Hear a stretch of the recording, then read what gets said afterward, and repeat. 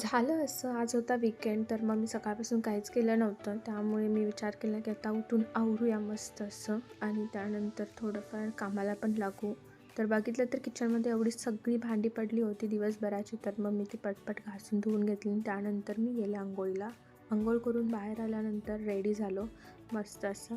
बघते तर ही मॅडम अजूनही चहाच पीत होती. तर जसंच तिचं चहा झालं त्यानंतर आम्ही बाहेर निघालो थोडंसं सामान घेण्यासाठी. व्हेजिटेबल्स, दूध, दही हे सगळ्या गोष्टी. मंदिरमध्ये पाया पडलो. हे मंदिर गणपती आणि साईबाबा आणि दत्तगुरूंचे आहे आणि खूप पीसफुल वातावरण आहे तिथं. खूप छान आणि एकदम शांत असं वाटतं. आणि त्यानंतर बाहेर बसण्यासाठी आहे की थोडा वेळ आपण बसू शकतो. त्यानंतर असंच चाललं तसं डोक्यात विचारलं की आज चिकन पण घेऊयात, तर आम्ही चिकनही घेतलं जस्ट असं खाण्यासाठी. मी मस्त असं तवा फ्राय बनवलं होतं चिकन तवा फ्राय. तुम्ही पण ट्राय करा.